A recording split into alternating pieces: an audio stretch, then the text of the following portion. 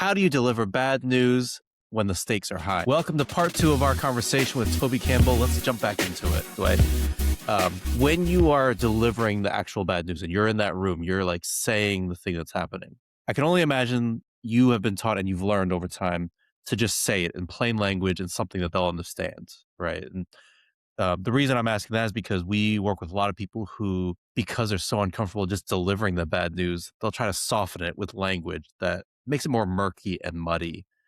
But talk us through your approach of how you think about phrasing it so that make sure the other person understands what's going on. Thank you for that question, Chris. I think it's really important. So I think it starts before the conversation happens. So I'm on the street, I'm approaching the house. It's important in my head for me to acknowledge what it is that I need to say. You have cancer, you're dying, I'm firing you, your child is not doing well at school, whatever it is. Let me be clear what it is that I need to say.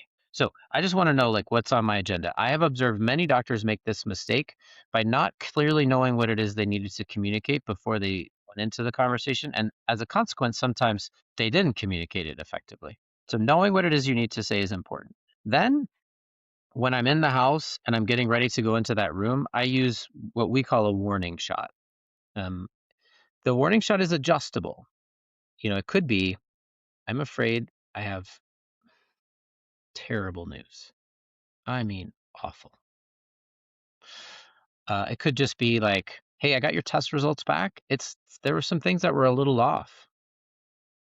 So you can adjust the seriousness of the warning shot to the news, but the warning shot makes clear that whatever's going to come out of my mouth next is bad news, let's say. The warning shot is helpful both for the patient to clarify that what's going to come out of my mouth is bad news. It's also very helpful to the deliverer of the news, because if I've just said, I'm afraid I have bad news, it's basically impossible to talk about anything else. So this is one of the places where when people who are worried about time, it will speed them up. Because oftentimes where they lose time is just wandering around, like almost when I'm reading these transcripts, it almost looks like they're avoiding talking about the thing that needs to get talked about. So by using a warning shot, it speeds that person on both sides of the conversation into that portion, and then it gets the words out. Now, another thing that happens in medicine is there's a lot of use of jargon, right? So let's imagine that whatever they're saying doesn't make sense to you. Like, I'm at my desk and I see a keyboard and a phone and a coffee cup. So I could say, even if I use jargon, like, I'm afraid I have some really bad news. Your coffee cup and your keyboard have merged and now it's a mouse. Of course, that's nonsense, right? But some jargon is nonsense to patients. So they wouldn't know exactly what you meant, but they could call their family afterwards and say, I'm not really sure. I think it's pretty bad. Something about my coffee cup and my keyboard, but I didn't really understand the rest. But I think so. Even if you kind of flub the words and use jargon that the warning shot helps still some knowledge register that something bad has happened to me. They may be more empowered to ask questions because they didn't understand. So the warning shot to me is a really important time strategy for both parties about turning whatever news just came my way into knowledge that there's something that's changed in my life. I believe we should not use jargon and we should speak in ways that are understandable to people. But a lot of people can't get away from it. So I think the warning shot helps even in that circumstance. Is there a way to teach people to move away from jargon and switch into a mode of just plain language that can be understood by others? Yes. And that comes, actually, you had said this earlier, and I'll answer that question with what you had proposed earlier. I do personally believe that bad news should be delivered in one sentence. So I personally try to craft it as a complete sentence, not a run-on sentence, not a rambling sentence, but one sentence. And it follows the warning shot. I'm afraid I have some really bad news. On the CAT scan, I'm seeing some new spots in your liver that look like cancer, that tell me that your cancer has returned. So, that's not the most perfect bad news I've ever delivered, but it's pretty good. I mean, it's clear your cancer has returned. So I try to get it to one sentence. I use another metaphor here. I say that breaking bad news is a little bit like I'm in a tennis match with someone and I have the ball, which is the bad news, and now I've hit it to them. And I want to wait and see what comes back. If you've hit the ball in a tennis match and the ball is now heading to the other side of the court, and you're just still wildly swinging your racket, you look like an idiot. You know, you gotta wait until you see what comes back before you swing again, because maybe it's tears, maybe it's questions. I don't know what it's going to be. Might as well just wait and see, and doctors, especially, I'll pick on my own tribe, right? They tend to just keep talking, and they may be speaking about something and the person is in an entirely different place, and so you've totally are just swinging your racket around looking like an idiot. So just Mm. wait.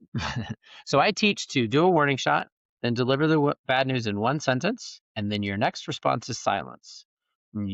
It's just not your turn to talk, and you just need to wait as long as it takes. It's just not your turn to talk. I love that.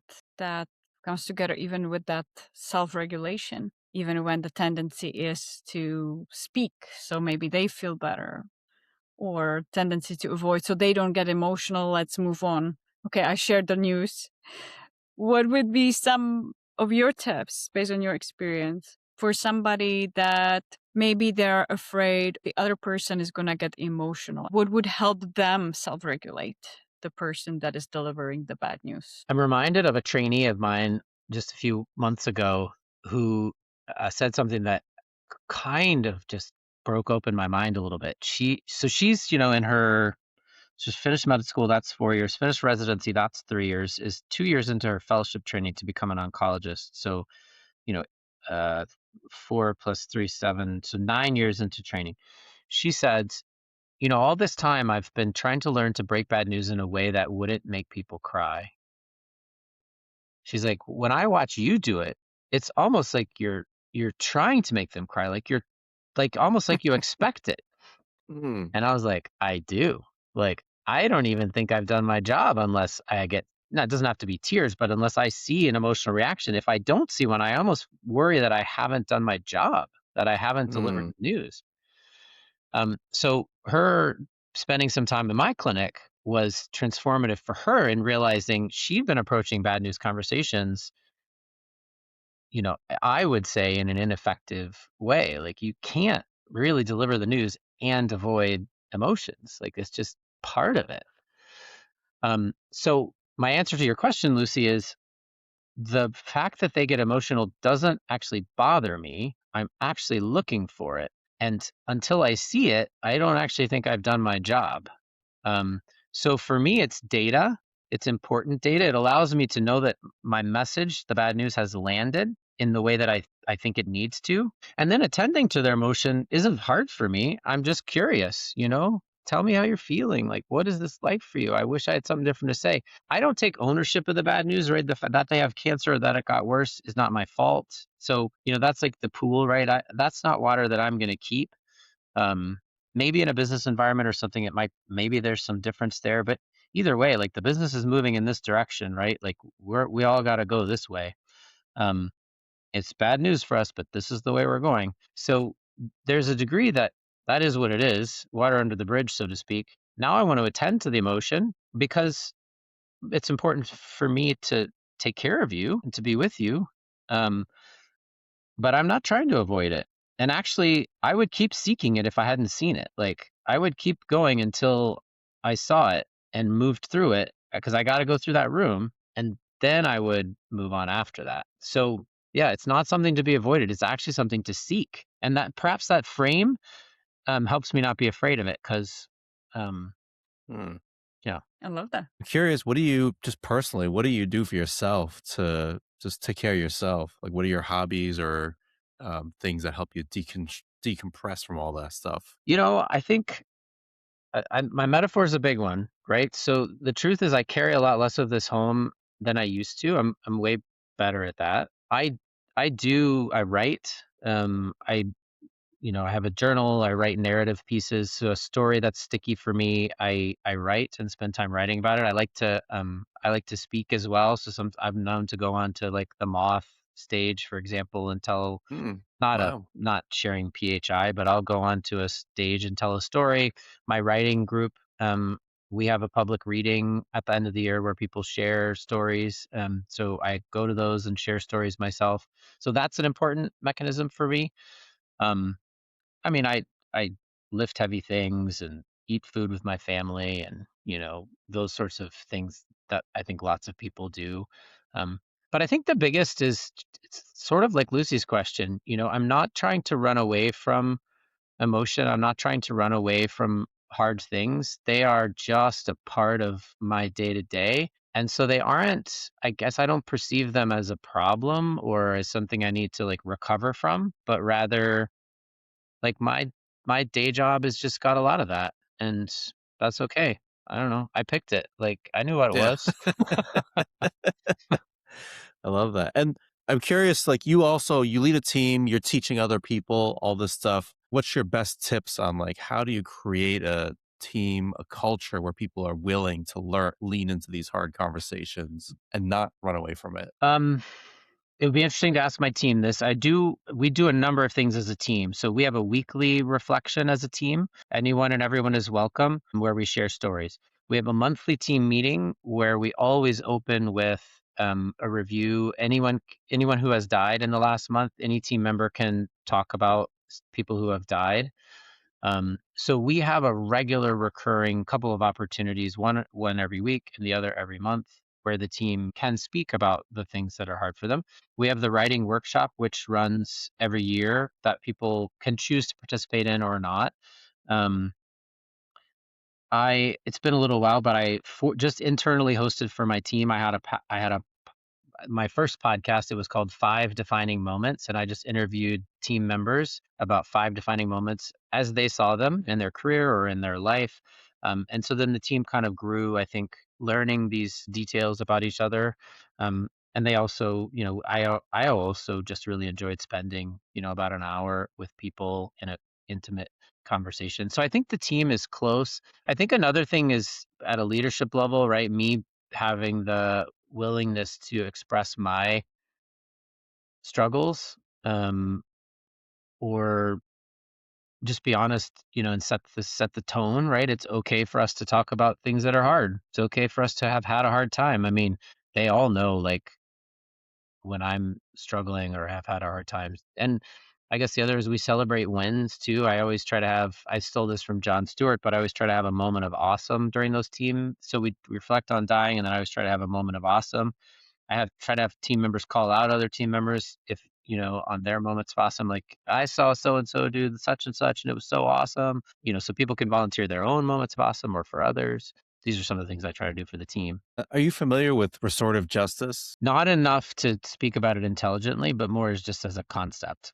So like there's a practice way of doing it where you sit in a circle and you share, and when it's run well, it is a great way for even teams or groups of people to learn more about each other, share and connect on a human level.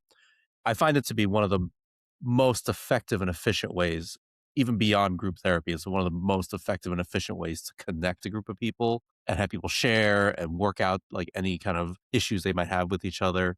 But it sounds like you're doing a version of that, right? Without the format of a circle, you're still doing that of people sharing, and not just like what's your favorite ice cream flavor, but what are your emotional wins, highs, lows, and really getting to care about each other as well and creating that safe environment. Yes, I think we are. And I'm smart enough that I let team people, so I have social workers and chaplains, nurses and nurse practitioners, doctors, child life. We have team members from a lot of different training backgrounds. So um, one of our chaplains runs one of those sessions, and our social worker runs the other one. And I would say that they both would have a much deeper understanding of restorative justice and are running those reflection sessions in a very professional way. So yeah, I'm smart enough to get out of the way of my talented people and let them do their work. Another leadership lesson right there. Everybody can learn. Um, we could probably go on for hours about this, but I like to imagine, Professor, Dr., Mr., Sir, that sometimes people skip the first half of this episode altogether, and then they put on part 2 and they say, you know what, I don't even want to listen to the whole thing. I'm just going to jump ahead to 25 minutes in. Let's say they skipped ahead to right now. Other than telling them, go back and listen to the rest of this, it was great. What are 1 to 2 big takeaways you hope they would leave with? Hard conversations are part of your life. Having a strategy for how you're going to navigate your hard conversations is going to improve your skill in those conversations. It will make you more effective. It will make you more time effective. It will make your relationships better because you'll be attending to them. So my biggest takeaway is that you have hard conversations and you should think about how you navigate them and have a strategy. I think about them as houses just to give myself the mental image of a conversation having a structure and a function. And every conversation house has some different rooms. There are a lot of shared rooms across a lot of hard conversations, but some of them have unique rooms or unique flows to them. But let the house metaphor just sort of be a guide that hard conversations have a structure, and it's well worth your time to understand your hard conversation. How is it built? How is it organized? What are the rooms that are even in my house? What are the rooms that sometimes I skip? What are the rooms that I always have to go through? That way you can really deepen your awareness of where you are in your hard conversation, and you can be then more aware of rooms that haven't yet happened, but that you know need to happen, or rooms that you're like, well, on this particular conversation, actually, I'm going to skip that room because that person doesn't need it. I don't think you have to go into every room, but the expert chooses whether or not to enter a room or not enter a room. Doesn't happen accidentally. The expert chooses how they tour someone through the house. So that would be my takeaway. Yeah. I love that imagery. I also speak in a lot of metaphors whenever I teach or talk. And I love that because I think it's much more visual and easier to remember than just like steps one by one. Yeah, I don't do the mnemonics if I can help it, because they imply that there's like a formula, that you would go from this to that to the other, and conversations are not formulaic. So I more embrace the idea of the structure. And I mean, they're saying the same thing, but I like, well, Chris, I like my metaphor better. Yeah, I get it. I'm a big fan of acronyms. I just can't get enough of them, even though everybody has way too many. I just love acronyms. So Everybody loves their thing. Yeah, everybody loves their thing.